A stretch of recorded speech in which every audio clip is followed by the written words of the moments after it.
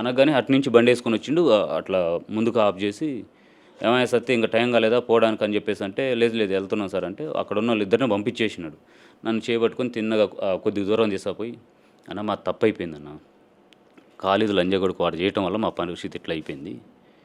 ఆడు youth Congress leader president అంట, Jubilee hills constituency. వాడు చేయటం వల్ల మా పరిస్థితి ఇట్లా అయిపోయింది. నా వెనక అజారుద్దీన్ ఉన్నాడు, అనిల్ కుమార్ యాదవ్ ఉన్నాడు, నవీన్ కుమార్ యాదవ్ ఉన్నాడు. నీకేదన్నా ఇన్ఫ్లుయెన్స్ కావాలంటే ఉపయోగించి నేను మాట్లాడేదో ఒకటి చేస్తా, కానీ ఆ లంజా కొడుకుని బయటికి రానియద్దు అని చెప్పేసి ఆయన ఆ మాట అనటం వల్ల ఇది ఒక్కటే తప్పు జరిగిపోయింది మాది, క్షమించన్న అని చెప్పేసి అన్నాడు. నేను క్షమించడానికి నేనెవరన్నా, శిక్ష చేయడానికి మీరెవరు, క్షమించడానికి మీనే ఎవరు?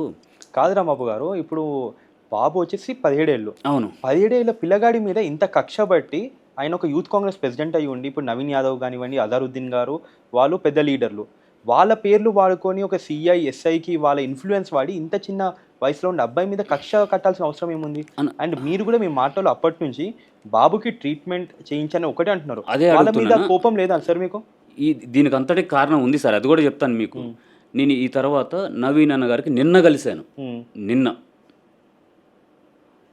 నిన్న కలిస్తే ఇన్ని రోజులు అడిగిపోయాను అంటే, సార్ నేను ఇప్పటి వరకు కూడా నేను మీతో ఎప్పుడూ మాట్లాడలేదు, చూడటం కూడా ఇది రెండోసారో ఏమో చూశాను సార్ అని చెప్పేసి అన్న.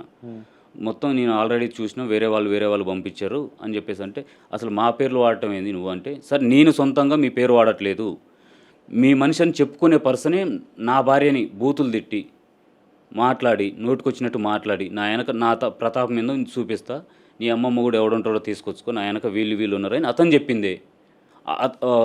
ఇక్కడ అందరికీ తెలుసు ఆయన మీ దగ్గరే ఇంత ముందు ఉన్నాడు, ఇప్పుడు మీ దగ్గరే తిరుగుతున్నాడు అని తెలిసి అందరికి తెలుసు.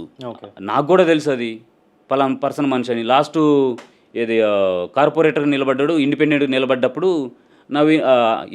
ఈయన సపోర్ట్ తోటే నిలబడ్డాడని అందరూ చెప్తున్నారు. ఇంకా మరి వీళ్ళు వెనకాల ఉండకుండా ఎట్లా ఉంటారని అనుకుంటా. అజార్ సార్ అడిగితే ఇటువంటి వాటికి నేను సపోర్ట్ చేయను, అట్లాంటి పనులకి. మంచి అంటే ఏదన్నా నలుగురిలో వెళ్ళిపోతాం, కానీ ఇట్లాంటి తప్పుడు పనులకు మేము ఎందుకు సపోర్ట్ చేస్తామని చెప్పేసి అన్నాడు.